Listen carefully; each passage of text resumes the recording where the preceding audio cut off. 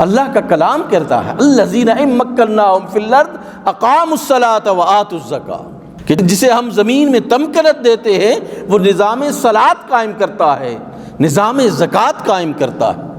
امر بالمعروف کا نظام قائم کرتا ہے، نہی عن المنکر کا نظام قائم کرتا ہے۔ کیا ہمارے اس نظام میں کسی جگہ پر بھی کوئی ایک چیز آتی ہے؟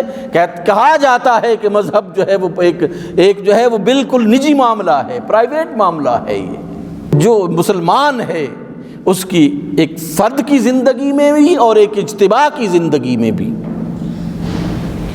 قرآن کے اصول اور مبادی، شریعت کے اصول اور مبادی کا اطلاق بہت ضروری ہے، ورنہ وہ اسلامی معاشرہ نہیں کہلائے گا۔ اسلامی ملک کے لیے صرف اتنا ہونا کافی نہیں ہے کہ اس کا نام اسلامی ہو، اسی طرح کسی مذہبی جماعت کے لیے اتنا ہونا کافی نہیں ہے کہ اس کا نام جو ہے وہ مذہبی ہونا چاہیے، نہیں، اس کی تگ و دو بھی نظام اسلام کے نفاذ کے لیے ہونا چاہیے۔ یہ کیسی بات ہوئی کہ آپ جو ہے وہ نام مذہب کا لیں اور کام جو ہے وہ فرعونیت والے کریں، سپورٹ فرعونوں کو کریں، آپ فرعونی نظام کو کہیں، استحصالی نظام کو آپ سپورٹ کریں، کہیں کہ ہم مولانا صاحب بھی ہیں، کہیں کہ ہم مسلمان بھی ہیں،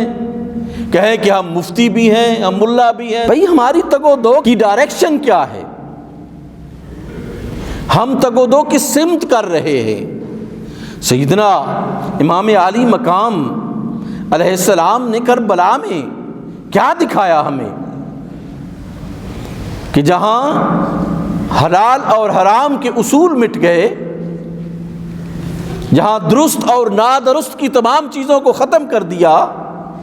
ایک بڑا واضح اور کیٹیگریکل ایک سین سامنے تھا سیدنا امام حسین علیہ السلام کے۔ ایک 72 افراد جو ہے وہ پوری حکومت کے خلاف کھڑے ہو کر وہ کیا کر سکتے تھے؟ یہی کر سکتے تھے جو کچھ ہوا تھا وہاں پہ، لیکن گواہی انہوں نے حق کے ساتھ کھڑے ہو کر دی، گواہی انہوں نے یہی دی ہے کہ یہ نظام کفر ہے، جہاں پہ حلال اور حرام کا تصور نہ کیا جائے، جہاں پر یہ نہ دیکھا جائے کہ حلال چیز کیا ہے، حرام چیز کیا ہے۔ بس سیاست کرنی ہے پاور لینے کے لیے، اس کے بعد پھر سب کچھ جو ہے وہ جائز ہو جائے گا میرے لیے۔ یہاں پہ پیسہ خرچ کیا جاتا ہے پاور کے حصول کے لیے، اور پھر پاور کے حصول کے بعد پیسہ کمایا جاتا ہے۔ یہاں پہ کوئی اصول، کوئی ضابطہ، کوئی سسٹم جو ہے وہ نہیں ہے جس کو ہم یہ کہہ سکیں کہ یہ جو ہے وہ انسانیت کی فلاح کے لیے، اپنے وطن کی فلاح کے لیے، اپنے وطن کی حفاظت کے لیے، اپنی سرزمین کی حفاظت کے لیے کچھ کیا جا رہا ہے۔ نہ ایک فرد نہ ایک جماعت ایسا کرتی ہے۔ کربلا کی جماعت نے یہ کہا کہ تم حلال کو حرام کر رہے ہو، حرام کو حلال کر رہے ہو، ہم تو تمہیں فالو نہیں کریں گے، تمہاری اس بات کو پر تنقید کریں گے، اور جہاں تک ممکن ہو سکا مخالفت کریں گے۔ کہا گیا ہم آپ کو مار دیں گے، کہ مار دو، لیکن ہم حلال کو حلال ہی کہیں گے، حرام کو حرام ہی کہیں گے۔ ہم حرام پر جو ہے وہ شوگر کوٹ نہیں کریں گے، ہم حرام کو حرام کہیں گے۔ یہ قوم ہے، اور اسے اس طرح قومیں بنتی ہیں۔ اللہ کے رسول صلی اللہ علیہ وآلہ وسلم کے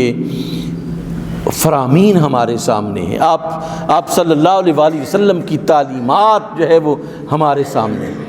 سب کچھ ہمارے سامنے ہے، اور 1400 سال سے وہ سب کچھ زندہ و تابندہ ہے ہمارے سامنے۔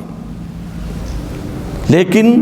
جس طرح مغرب نے یہ سمجھا کہ مذہب پر ایک نجی معاملہ کر کے ہم مذہب سے جان چھڑا لیں گے، اسی طرح آج ہم بھی اسی سمت جا رہے ہیں۔ ہم بھی یہ سمجھتے ہیں کہ مذہب ایک نجی معاملہ ہے، کوئی نماز پڑھے تو اس کی مرضی ہے، یا نماز نہ پڑھے تو اس کی مرضی ہے۔ مسجد کا مفتی چاہے چلاتا رہے، کہتا رہے کہ رسول اللہ صلی اللہ علیہ وآلہ وسلم نے فرمایا تھا کہ مجھے بعض اوقات یہ دل کرتا ہے کہ کسی کو امام بناؤں اور پھر پورے محلے میں پھر جاؤں، جہاں جہاں لوگ بیٹھے ہوئے ہیں اپنے گھروں میں اور ادھر مسجد میں نماز ہو رہی ہے، وہ اپنے گھروں میں بیٹھے ہوئے ہیں، جماعت کو ترک کر کے بیٹھے ہوئے ہیں، میرا دل کرتا ہے کہ ان گھروں کو آگ لگا دوں، لیکن پھر مجھے خواتین اور بچوں کا خیال آتا ہے، رک جاتا ہوں۔ یہ کیا ہے؟ یہ نظام صلاۃ کا نفاذ ہے جو رسول اللہ صلی اللہ علیہ وآلہ وسلم چاہتے تھے،